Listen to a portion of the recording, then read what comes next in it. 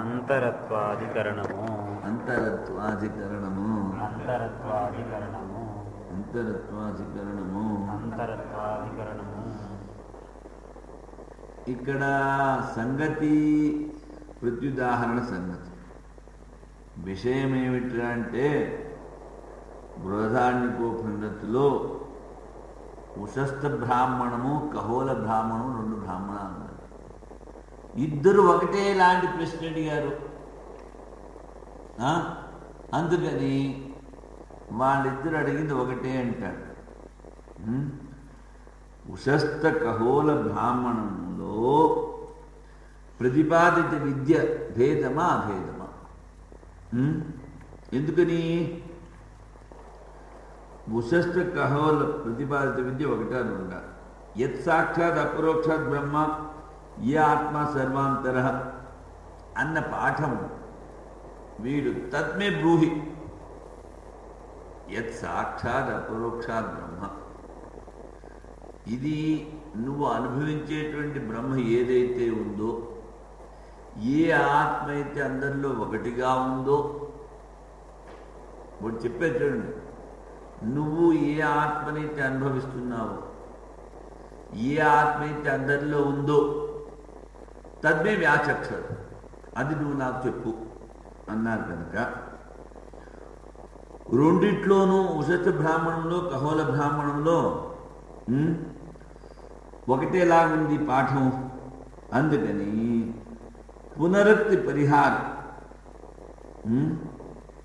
పునరుక్తి పరిహారం. పునరుక్తి అంటే చెప్పింది చెప్పడం. హిందీలో తక్యా కలాం అంటారు, మన తెలుగులో ఏమిటంటారో మనకు తెలియదు. అంటే అలా కాదు, ఉపన్యాసం చెప్తున్నప్పుడు కొన్ని ఊత పదాలు ఉంటాయి,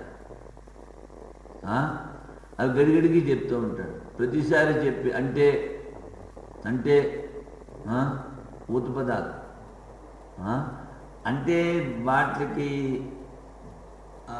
అర్థం ఉండదు, కానీ వాడు ఉపయోగిస్తూ ఉంటాడు. That is a great blunder. అందుకే దాన్ని ఏంటంటారు హిందీలో తగ్యా కలాం అంటారు. ఆ ఊత పదాన్ని గడిగడికి ఉపయోగించకూడదు. ఇక్కడ వీడేంటాడు, చెప్పిందే చెప్పారు కనుక పునరుక్తి దోషము అనేది వస్తుంది కనుక విద్య భిన్నము అంటే సిద్ధాంతం అంటాడు అలా కాదు నాయన, విద్య ఒకటే, సర్వాంతరత్వము రెండు చోట్ల ఒకటేలాగా చెప్పారు. వేద్య వస్తువుకి ఏమీ భేదము లేదు.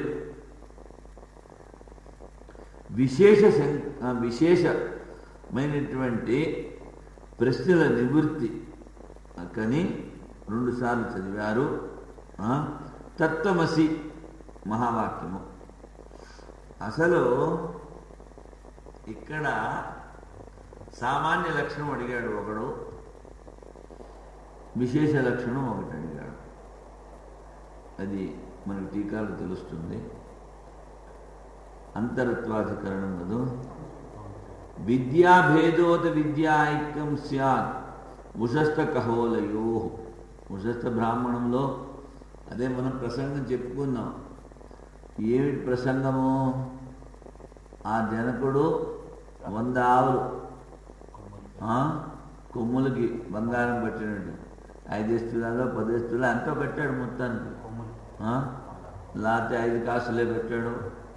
తులానికి ఎన్ని కాసులు?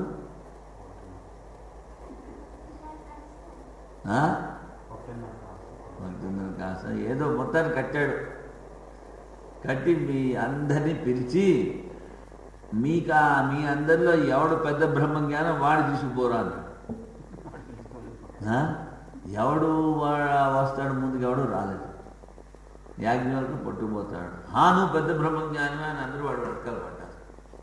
ఇప్పుడు అంత సంపత్తి ఒక్కసారి పోతూ ఉంటే ఇది నాకు వస్తే బాగుండదు అనేటువంటిది ఉంటుంది కదా అందరికీను. అంటే అలా కాదు నాయన, బ్రహ్మజ్ఞానం అందరికీ నమస్కారము. అది ఏమిటి? అది అభిమాన శూన్యం. బ్రహ్మజ్ఞానికి అభిమానం ఉండకూడదు. అందుకని యాజ్ఞవల్కుడు ఏమంటాడు, బ్రహ్మజ్ఞానం అందరికీ నమస్కారం నాయన, నేను పాఠశాల నడుపుతున్నాను, పిల్లలందరికీ పాలు పోయాలి, అందుకని గోవులు తీసుకెళ్తున్నాను. నీకేమన్నా సంశయం ఉంటే నువ్వు ప్రశ్న అడుగు, నాకు తెలిసినంత చెప్తాను అంటాడు. అప్పుడు ఒకటి తర్వాత ఒకటి అడుగుతున్నప్పుడు వీళ్ళిద్దరి ప్రశ్న వస్తుంది. వశిష్ఠ ప్రశ్న, కహోల ప్రశ్న. ఇద్దరు ఒకటేలాగా అడుగుతారు. అందుకని ఒకటి సామాన్యంగా ఆ బ్రహ్మలక్షణం ఏమిటి అన్నారు. రెండో వాడికి ఆ ఆత్మలో అసలు విపాసు లేవు అని కొంచెం లక్షణాన్ని పొడిగించి చెప్తాడు అక్కడ ప్రసంగం. మరి ఇక్కడ ఏమిటంటాడో చూద్దాం. వస్త్వైక్యాద్ ఏకదా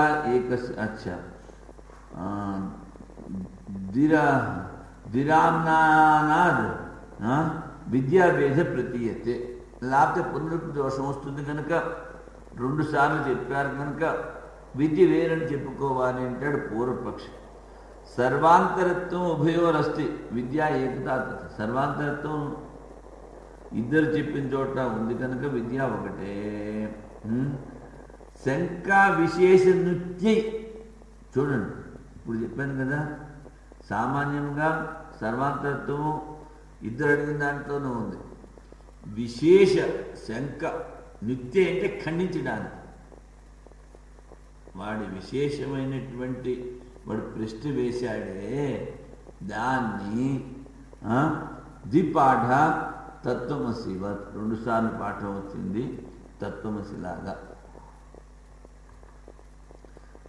అచ్చా, యత్ సాక్షాత్ అపరోక్షాత్ బ్రహ్మీ ఆత్మ సర్వాంతర ఏకస్యాం శాఖాయాం ఏవ ఉషస్థ బ్రాహ్మణే కహోల బ్రాహ్మణే చ పఠితం.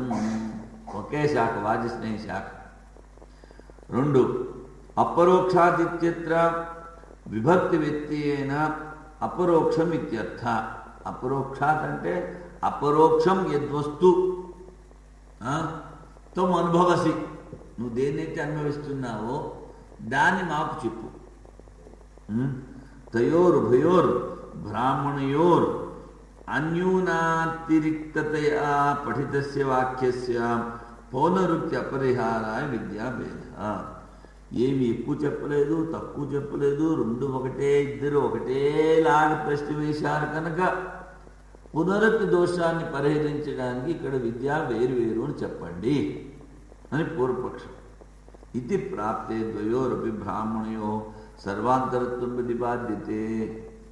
2 బ్రాహ్మణుల్లోనూ ఇద్దరు అడిగిన ప్రశ్నలకు కూడాను ఏం చెప్తున్నారో ఆత్మ సర్వాంతరత్వం, ఆత్మ అందరిలోనూ ఒకటేలాగా ఉంది.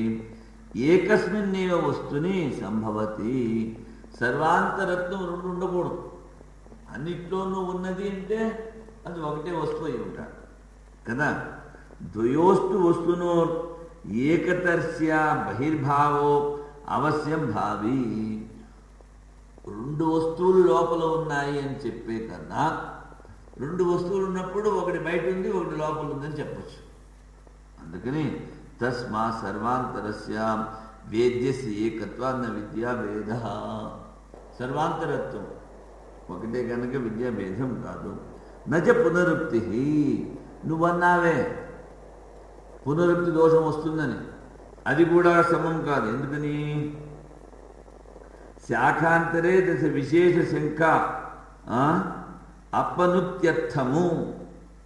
విశేష శంక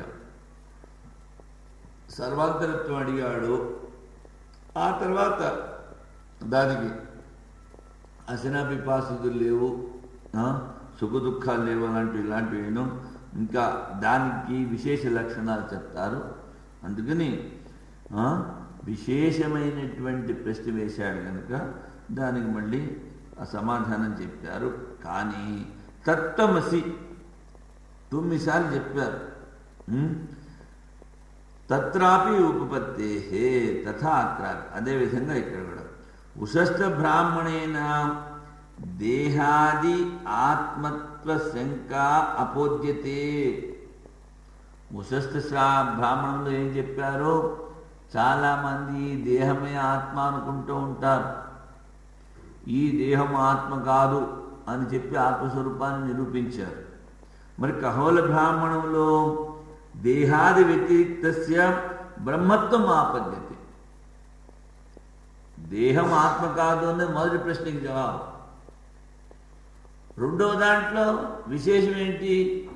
ఈ దేహానికి అతిరిక్తమైనటువంటి ఆత్మ బ్రహ్మతో ఏకత్వము అన్నది విశేషంగా చెప్పారు. మొట్టమొదటి దేహమే ఆత్మ అని చాలామంది అనుకుంటూ ఉంటారు. అది కాదని ఉషిష్ఠ బ్రాహ్మణులో చెప్పాడు. ఈ దేహం కన్నా అతిరిక్తమైన ఆత్మ. ఏ ఆత్మతే దేహానికన్నా అతిరిక్తంగా ఉందో అదే బ్రహ్మము అని రెండో కహోల్ బ్రాహ్మణులో చెప్పాను ఆయన. అందుకని వాక్యశేషయోర్ తథా దర్శనాత్, ఆ వాక్యశేషములో అంటే ఆ బ్రాహ్మణులో అంతిమ వాక్యములో ఈ విధంగా కనబడుతోంది కనుక విద్య ఒకటే, రెండు కాదు అన్నది నిశ్చయమైంది. ఇక్కడ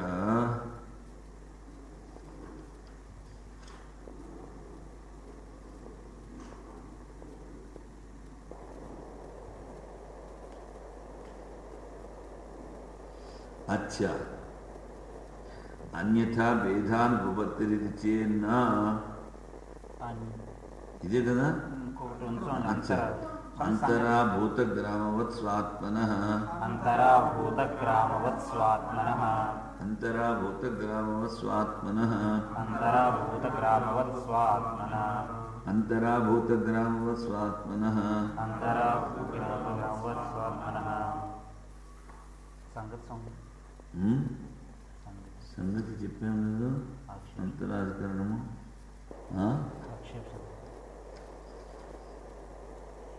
ప్రత్యుదాహరణ సంగతి. అంతరా భూతగ్రామ స్వాత్మన,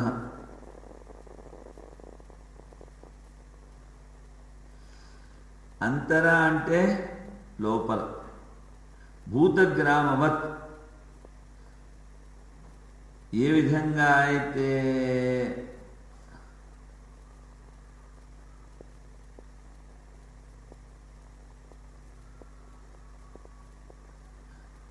అంతరత్వం. ఇప్పుడు ఈ మనం 5 భూతాలు చెప్పుకున్నాం. అంతరా భూతగ్రామవత్, పృథ్వీ లోపల ఉంది ఆత్మ, జలాల్లో ఉంది, అగ్నిలో ఉంది, వాయువులో ఉంది, ఆకాశంలో కూడా ఉంది అని చెప్పినప్పుడు ఆకాశం కన్నా సూక్ష్మం ఆత్మ అని తెలియదు. అంతరా భూతగ్రామవత్ స్వాత్మన అంటే ఈ భూతముల కన్నా అత్యంత సూక్ష్మము అన్నది ఈ ఆత్మ తేలింది. అందుకని ఇక్కడ ఆకాశం కన్నా సూక్ష్మము ఆత్మ, దాన్ని గురించి అడిగాడు ఎవడో ఉషస్థుడు. ఉషస్థుడు ఏ విధంగా అయితే సామాన్యులు ఈ దేహమే ఆత్మ అనుకుంటారో అదేవిధంగా ఈ దేహం ఆత్మ కాదు నాయన, పంచకోశాల కన్నా లోపల ఉంది, పంచభూతాల కన్నా సూక్ష్మమైనది ఈ ఆత్మ.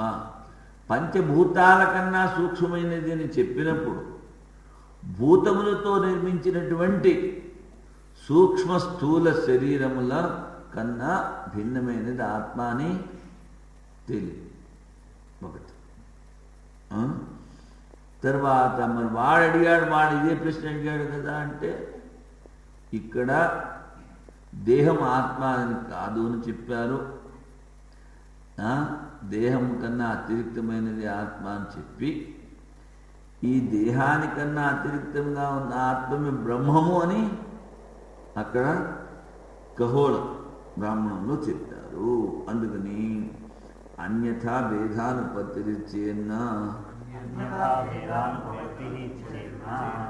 ఉపదేశాంతరవత్, అన్యథా భేదానుపత్తిరిచ్చేన్న ఉపదేశాంతరవత్ ఉపదేశాంతరవత్ అన్యథా భేదానుపపత్తిరిచ్చేన్న అన్యథా భేదానుపపత్తిః ఇది చేద్న ఉపదేశాంతరవత్. ఉపదేశాంతరవత్. ఒకటే ప్రశ్న ఇద్దరు అడిగినప్పుడు నువ్వు విద్యా భేదము చెప్పకపోయినట్లయితే పునరుక్తి దోషం వస్తుంది. అన్యథా భేద అనుపపత్తి. ఒకటే అని చెప్తే భేదం యుక్తి సంగతం కాదు. మరి ఒకటే ప్రశ్న వాడు అడిగాడు వీడు అడిగాడు, నువ్వు ఒకటే అని చెప్పినట్లయితే ఈ పునరుక్తి భేదము యుక్తి సంగతం కాదు. అంటే అలా కాదు నాయన. ఉపదేశాంతర్వత్ తత్వమసి అన్నది గడిగడికి చెప్పి 9 సార్లు ఎలాగా చెప్పారో అదేవిధంగా ఒకటే ఆత్మతత్వాన్ని గురించి చెప్పారు. మొదటి దానిలో శరీరం కన్నా భిన్నమైనది ఆత్మ అని చెప్పారు. ఆ ఆత్మ బ్రహ్మ కన్నా అభిన్నమని రెండో దాంట్లో చెప్పారు. కనుక ఇక్కడేమీ భేదము లేదు. తరువాత వ్యతిహారాధికరణము